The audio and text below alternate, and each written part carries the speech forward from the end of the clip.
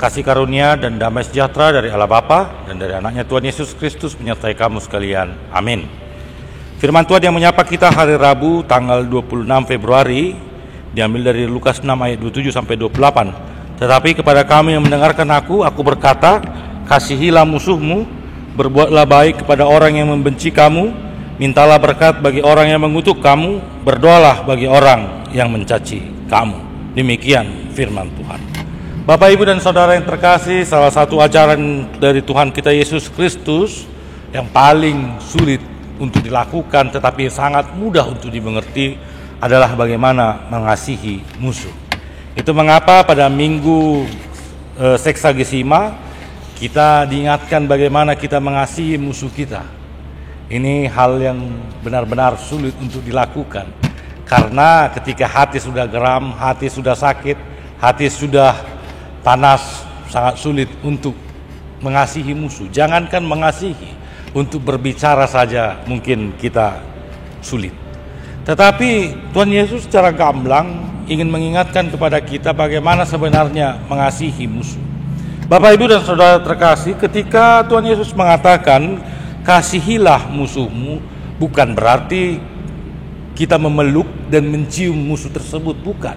Tetapi kalau dikatakan di sini adalah kasihilah musuhmu, adalah bukan secara emosional menyukai musuh, melainkan menunjukkan perhatian dan keprihatinan, dan kita melakukan kebaikan yang tulus kepadanya.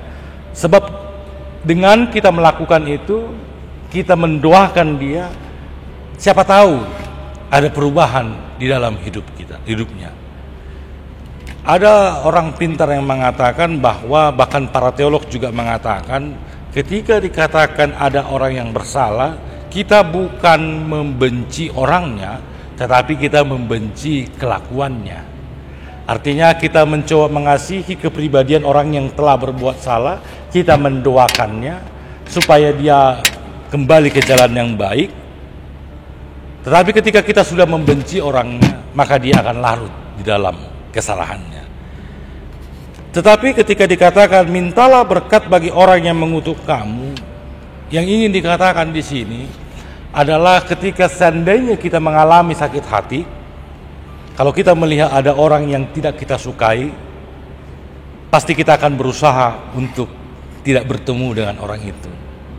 Nah, kalau dikatakan Yesus adalah bagaimana kita meminta berkat bagi dia, menjumpai dia, menyapa dia, maka tidak ada lagi akar pahit di dalam hati kita.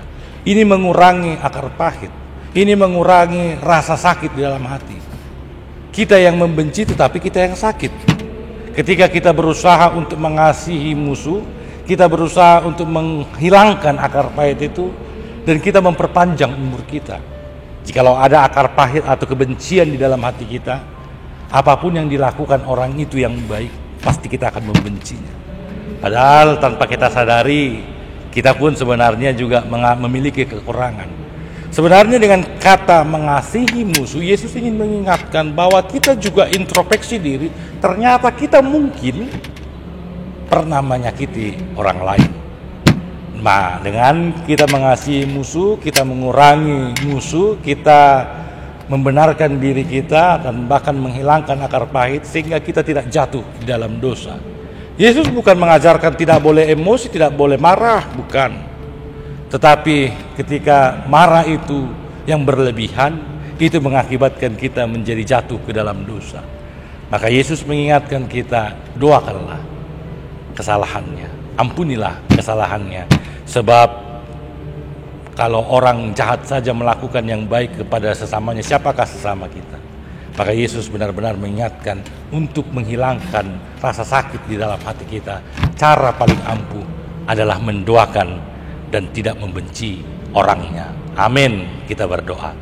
Terima kasih Tuhan, kami telah mendengarkan firman-Mu. Ajar kami agar kami benar-benar dapat menghilangkan akar pahit dengan kami mendoakan dan mengasihi orang yang menyakiti hati kami, sehingga kami tidak lagi terbebani oleh dosa kami.